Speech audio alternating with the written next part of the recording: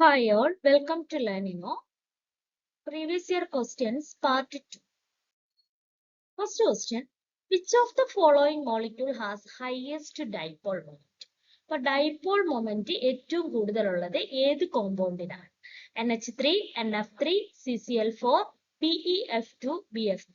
അപ്പോൾ dipole moment നമ്മൾ ഒരു ആരോ വെച്ചിട്ടാണ് ഡിനോട്ട് ചെയ്യാറ്. അതായത് ഇതിന്റെ ഹെഡ് ഇലക്ട്രോനെഗറ്റീവ് ആയിട്ടുള്ള ആറ്റത്തിന് നേർക്ക് വരും, ടെയിൽ തൊട്ട് ബാക്കിയുള്ള ഏത് ആറ്റമാണോ അങ്ങോട്ടത്തേക്ക് വരും.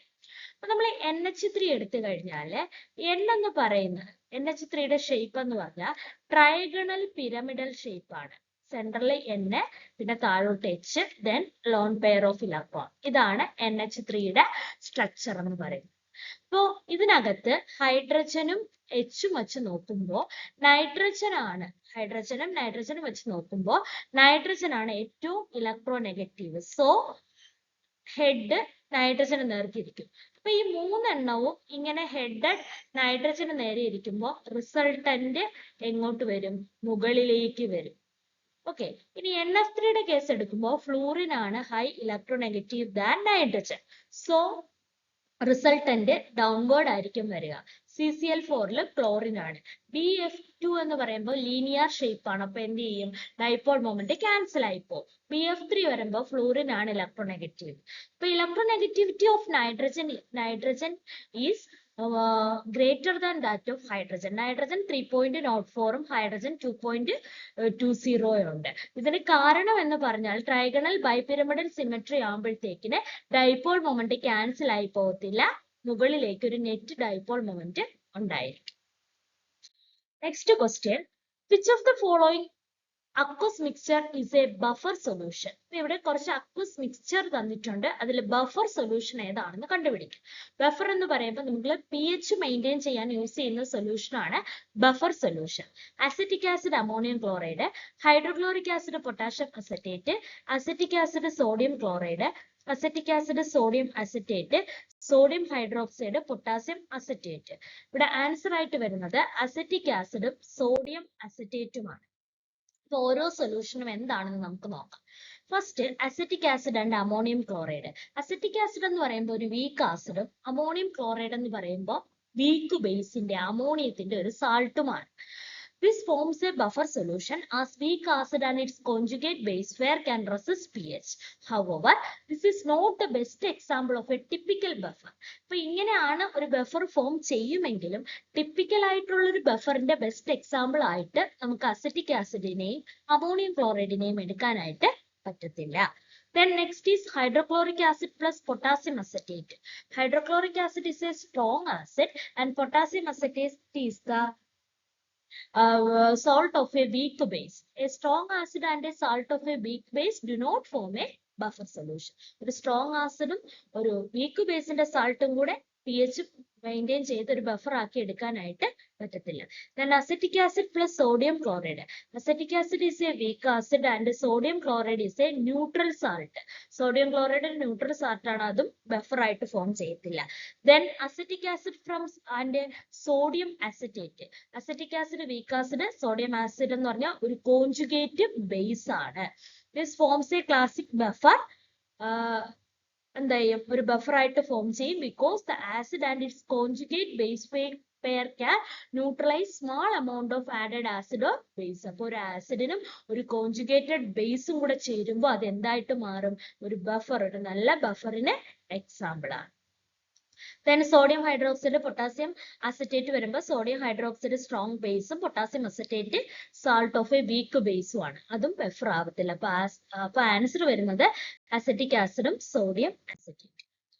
Third question, the observed molecular weight of 1:1 strong electrolyte is 117 mole inverse as determined by depression of freezing point method. Its theoretical molecular weight is 60 gram per mole. The percentage of dissociation of the electrolyte. ഇപ്പൊ നമുക്കിവിടെ dissociation ആണ് കണ്ടുപിടിക്കേണ്ടത്. അപ്പൊ observed molecular weight തന്നിട്ടുണ്ട്, depression of freezing point method വഴി കണ്ടുപിടിച്ചത്. ഇനി theoretical molecular weight തന്നിട്ടുണ്ട്, പെർസെന്റേജ് ഓഫ് ഡിസോസിയേഷൻ നമ്മൾ കണ്ടുപിടിക്കും. അപ്പൊ ഒബ്സർവ്ഡ് മോളിക്കുലാർ വെയിറ്റ് 117 തന്നിട്ടുണ്ട്, തിയറിറ്റിക്കൽ 60. അപ്പൊ നമുക്ക് വാൻ ഹോഫ് ഫാക്ടർ I നമ്മൾ പഠിച്ചിട്ടുണ്ട് van Hoff factor I is equal to theoretical molecular weight divided by observed molecular weight. അപ്പോൾ 117 divided by 60 is equal to 1.95.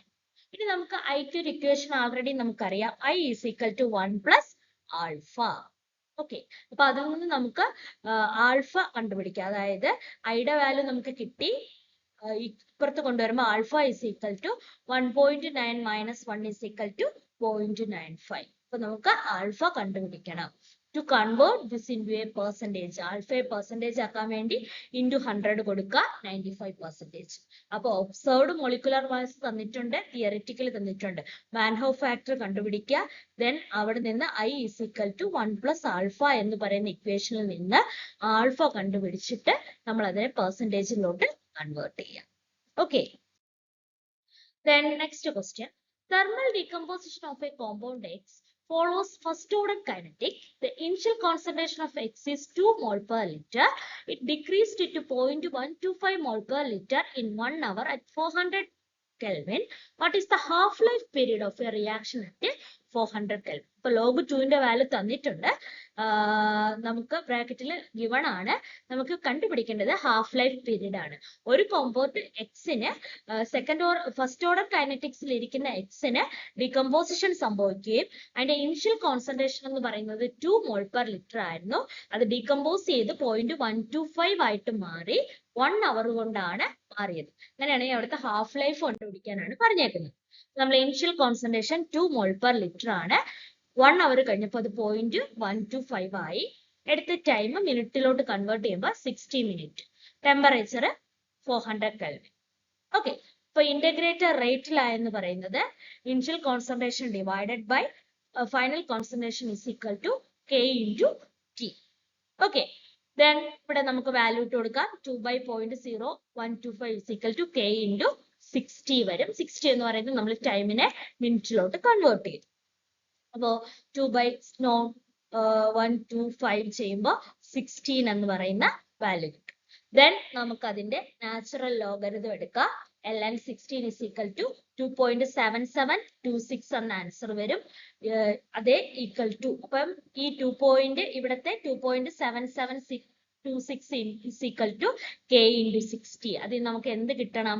K കിട്ടണം. K is equal to 0.0462 minute inverse കിട്ടും. അപ്പൊ നമുക്ക് half life കണ്ടുപിടിക്കാനുള്ള equation എന്ന് പറഞ്ഞാൽ T half is equal to 0.0693/K എന്നാണ് answer വരുന്നത്. അപ്പൊ നമ്മൾ K ആൾറെഡി കണ്ടുപിടിച്ചു. ഓക്കെ, അപ്പൊ ഹാഫ് ലൈഫ് കണ്ടുപിടിക്കുന്ന ഇക്വേഷൻ എന്ന് പറഞ്ഞു കഴിഞ്ഞാല് എന്താണ്? 0.693 ഡിവൈഡഡ് ബൈ എന്തെന്ന് K എന്നുള്ളതാണ്. അപ്പൊ K നമ്മൾ ആൾറെഡി കണ്ടുപിടിച്ചു. ദെൻ നമുക്ക് അത് സബ്സ്റ്റിറ്റ്യൂട്ട് ചെയ്ത് കൊടുക്കാം. സബ്സ്റ്റിറ്റ്യൂട്ട് ചെയ്ത് കൊടുക്കുമ്പോഴത്തേക്കിന് T ഹാഫിന്റെ വാല്യൂ എന്ന് പറയുന്നത് 15 മിനിറ്റ്സ് എന്ന് വരും. അപ്പൊ നമുക്ക് ആൾറെഡി ഇപ്പൊ Kയുടെ വാല്യൂ തന്നിട്ടുണ്ടെങ്കിൽ നമുക്ക് T half direct കണ്ടുപിടിക്കാവുന്നതാണ്.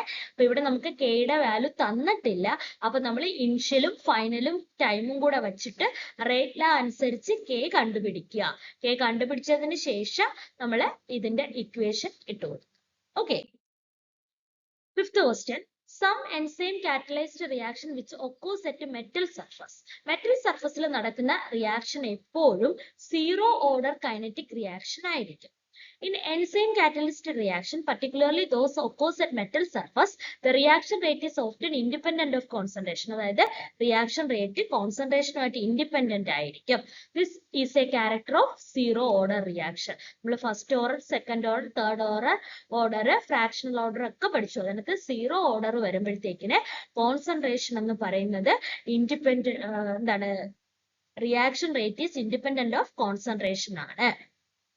This type of behavior is often observed when all enzyme active sites are saturated with the substrate. അപ്പോൾ ഈ enzyme catalyzed reaction metal surface ൽ നടക്കുന്നതെല്ലാം സീറോ ഓർഡർ കൈനറ്റിക് ആണ്. ബിക്കോസ് അവിടുത്തെ rate എന്ന് പറയുന്നത് അവിടുത്തെ കോൺസെൻട്രേഷനെ ഡിപ്പെൻഡ് ചെയ്യുന്നില്ല. Okay, then sixth question. The sum of oxidation numbers of all carbon and oxygen atoms in carbonate ion. ഒരു കാർബണേറ്റ് അയോൺ എടുത്തു കഴിഞ്ഞാല് അതിനകത്തെ എല്ലാ കാർബണിന്റെയും ഓക്സിജന്റെയും ഓക്സിഡേഷൻ നമ്പറിന്റെ സം ആണ് ചോദിച്ചിരിക്കുന്നത്.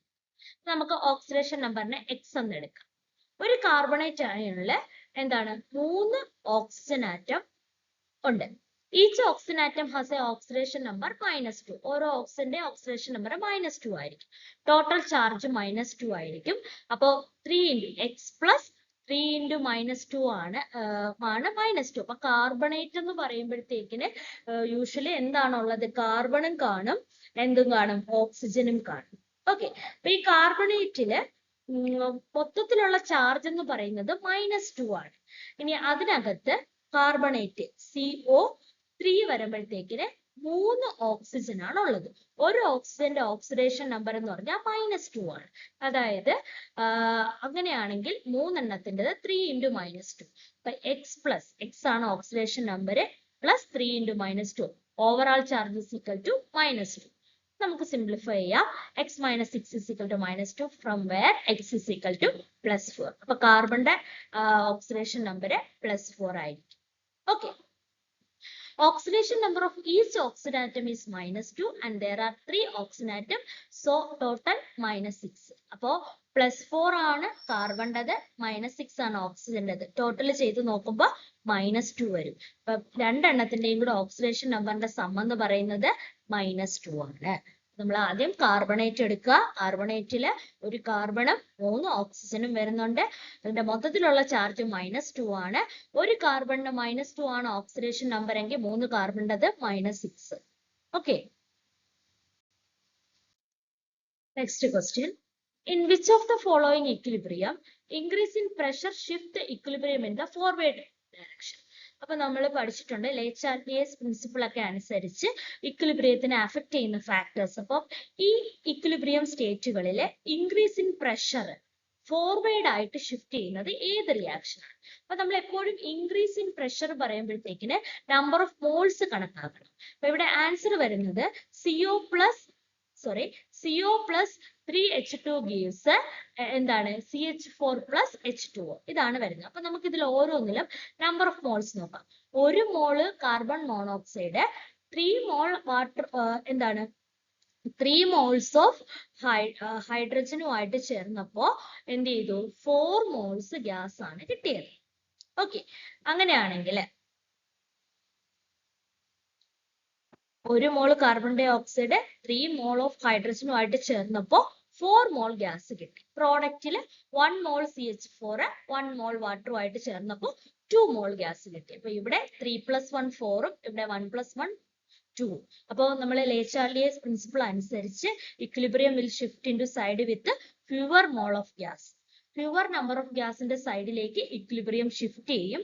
അപ്പോൾ ഇതിനകത്ത് ഫോർവേഡ് ആണ് വരുന്നത്. ഇനി ബാക്കി ഇവിടെ നോക്കുമ്പോൾ രണ്ടിടത്തും ഓരോന്ന്, ഇവിടെ 2 ഇവിടെ 2 സെയിം ആണ്. ഇവിടെ വരുമ്പോഴത്തേക്കിന് ഇവിടെ 2 ഇവിടെ 1 ഇവിടെ 2 വരും. അപ്പൊ അങ്ങനെ ലെസർ നമ്പർ ഓഫ് ഉള്ളതിന്റെ അടുത്തേക്ക് ആവുമ്പോൾ ഫോർവേഡ് വരുമ്പോൾ ഫോർവേഡിൽ ലെസർ നമ്പർ ഓഫ് അയോൺസ് ഉള്ളിടത്തേക്ക് മാത്രമാണ് പ്രഷറിന്റെ എഫക്റ്റ് അനുസരിച്ചിട്ട് എന്ത് വരുന്നത്?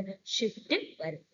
Okay, then enthalpy of combustion of ethylene gas at a constant pressure of 1 atm at 300 Kelvin is -1410 kilojoule per mole. The enthalpy change for a reaction at a constant volume and at same temperature is about. അപ്പൊ നമുക്ക് ഇവിടെ ഒരു തെർമോഡൈനാമിക്സിലെ question ആണ്. Enthalpy of combustion of ethylene gas ആണ് തന്നിരിക്കുന്നത്. അത് 300 കെൽവിനിൽ നടക്കുന്നത് -1410 കിലോജൂൾ per mole ആണ്. ഇനി കോൺസ്റ്റന്റ് വോളിയത്തിൽ എൻതാൽപ്പി ചേഞ്ച് കണ്ടത്. Enthalpy change for reaction at constant volume and same temperature കണ്ടുപിടിക്കാനാണ് പറഞ്ഞേക്കുന്നത്. ഗ്യാസ് കോൺസ്റ്റന്റിന്റെ വാല്യൂ തന്നിട്ടുണ്ട്. അപ്പൊ at constant pressure enthalpy is related with internal energy. Constant പ്രഷറിലെ എൻതാൽപ്പിയുടെ equation ΔH is equal to internal energy ΔU plus pressure change in volume ΔV. The difference between enthalpy change and internal energy can ΔH minus ΔU is equal to P delta V. ഇതിനെ ഇപ്പുറം കൊണ്ടുവന്നു. ഇനി ideal gas ആണെങ്കിൽ PV is equal to nRT. അതിൽ വോളിയത്തിൽ change ഉണ്ട്, ടെമ്പറേച്ചറിൽ change ഉണ്ട്. Given the enthalpy of combustion constant pressure is -1410 and a slight correction due to volume work which involve universal gas constant R is around typically 5 kilojoule per mole. Thus, enthalpy change at a constant volume can be approximated as this value plus 5. മനസ്സിലായല്ലോ? അത് ചെറിയൊരു എന്ത് correction വരുന്നതാണ്? Volume വർക്കിൽ വരുന്ന correction ആണ്. അത് involve the gas constant and A small temperature change. അത് 5 കിലോ ജൂൾ പെർ മോൾ ആണ്. അപ്പൊ അതും കൂടെ ആഡ് ചെയ്തിട്ട് വേണം നമുക്ക് കോൺസ്റ്റന്റ് വോളിയം കണ്ടുപിടിക്കാൻ. അപ്പോൾ -1405 കിലോ ജൂൾ പെർ മോൾ ആണ് ആൻസർ ആയിട്ട് വരുന്നത്. അപ്പൊ ആദ്യം നമ്മൾ ഇക്വേഷൻ ഓർത്ത് വെക്കുക, ഐഡിയൽ ഗ്യാസിന്റെ ഇക്വേഷൻ ഓർത്ത് വെക്കുക, പിന്നെ ഈ വോളിയം ചേഞ്ചിന്റെ വാല്യൂ, വോളിയം കറക്ഷൻ വാല്യൂ ഓർത്ത് വെക്കുക, പിന്നെ ആഡ് ചെയ്യും. Then for which of the following equilibria Kp is equal to Kc? ഇതിനകത്ത് Kp Kcയുമായിട്ട് തുല്യമായിട്ട് വരുന്നത് ഏതാണ് എന്ന് കണ്ടുപിടിക്കാം. റിയാക്ഷൻസ് 5 എണ്ണം തന്നിട്ടുണ്ട്. ഓരോ റിയാക്ഷനിലും Kp Kc, അതായത് Kp is expressed in terms of partial pressure and Kc എന്ന് പറയുമ്പോഴത്തേക്കിന് കോൺസെൻട്രേഷൻ അനുസരിച്ചിട്ടുള്ള രണ്ട് ഇക്വിലിബ്രിയം കോൺസ്റ്റന്റ് ആണ്. അത് രണ്ടും തുല്യമായിട്ട് വരുന്നത് ഏത്? ഫസ്റ്റ് അമോണിയയുടെ പ്രിപ്പറേഷൻ ആണ്, പിന്നെ SO2 SO3 ആവുന്നത്, N2O4 NO2 ആവുന്നത്, PCl5ൻ്റെത് ഹൈഡ്രജൻ്റെ തന്നിട്ടുണ്ട്. അപ്പൊ Kp is equal to Kc ആവണമെങ്കിൽ delta N must be 0. അതായത് number of moles of gas രണ്ട് സൈഡിലും ഈക്വൽ ആയിരിക്കണം Kp Kc ആവും. കണ്ടുപിടിക്കാൻ എളുപ്പമാണ്.